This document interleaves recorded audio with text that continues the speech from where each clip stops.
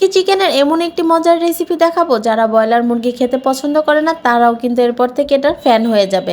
প্রথমে আমি এখানে আমার প্রয়োজনের মতো চিকেন নিয়ে নিয়েছি। আমি চিকেনের পিসগুলোকে একটু ছোট ছোট করে কেটে নিয়েছি, আর একটু ছোট করে কাটলেই ভালো লাগে। এখন সব প্রয়োজনীয় মশলা দিয়ে দেব।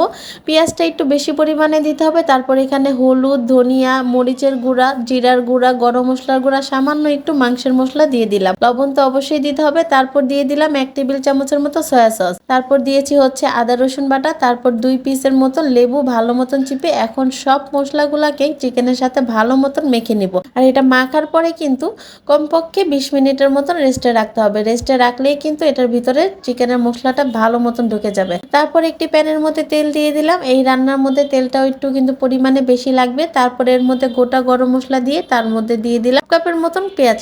পেঁয়াজটাকে একটু যখন লালচে লালচে বেরেস্তার মতন হয়ে যাবে তখন এর মধ্যে দিয়ে দিব চিকেনটা। এই তো মোটামুটি সব কাজ শেষ। এখন শুধু এটাকে নাড়াচাড়া করতে হবে।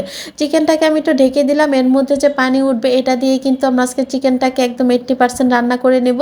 চিকেনটাকে ঢেকে রেখে রেখে একটু পরপর উল্টে দিতে হবে। একদম নিচে একটা পোড়া পোড়া ভাব এসে যাবে। পোড়া লাগবে না, কিন্তু লালচে ভাব হয়ে যাবে, সেই পর্যন্ত এটাকে আমরা নাড়াচাড়া করতে থাকবো। যখন এরকম হয়ে যাবে লালচে, তখন এর মধ্যে দিয়ে দিব 2টা টমেটো।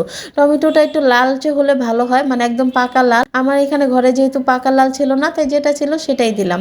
টমেটোটা দিলেই কিন্তু চিকেনের স্বাদটা মারাত্মক লেভেলে চেঞ্জ হয়ে যায়। টমেটোটা গলা পর্যন্ত এটাকে আমরা নেড়ে চেড়ে নেব। তারপর সামান্য পরিমাণে একটু গ্রেভির জন্য পানি দেব। বেশি পানি দেওয়া লাগবে না, কারণ চিকেনের থেকে পানিতে রান্না হয়ে গিয়েছে। এই তো পানি দেওয়ার পরে দেখেন চিকেনের কালারটা মাশাআল্লাহ কি সুন্দর হয়েছে। এখন সবার শেষে দিয়ে দেব 1 চা চামচের মতন জিরা গুঁড়া। জিরা গুঁড়াটা দিয়ে বেশ কিছুক্ষণ নেড়ে চেড়ে একদম মশলাটাকে একদম মাখা মাখা করে নিতে হবে। এই তো দেখেছেন চিকেনের যে কালারটা হয়েছে কি সুন্দর। এটাকে এখন ভালো মতো নেড়ে চেড়ে এটাকে দেখেন একদম তেল ওঠা পর্যন্ত আমরা রান্না করে নিব। একদম চিকেনের মধ্যে কিন্তু মশলাটা ভালো মতন ঢুকে গিয়েছে, কারণ এটার মধ্যে কিন্তু আমরা এক্সট্রা কোনো পানি ব্যবহার করিনি। আর এই চিকেনটা খেতে এত মজা হয়, এটা আপনি রুটি, পরোটা, ভাত, পোলাও যার সাথেই খাবেন না কেন সেটা দিয়ে কিন্তু এটা দুর্দান্ত মজা লাগে। আর এরপর থেকে যারা ব্রয়লার মুরগি খেতে চান না তারা অন্তত একবার এভাবে রান্না করে দেখবেন, অবশ্যই ভালো লাগবে। আজ এই পর্যন্তই। রেসিপি ভালো লাগলে অবশ্যই শেয়ার করে দিবেন। আল্লাহ হাফেজ।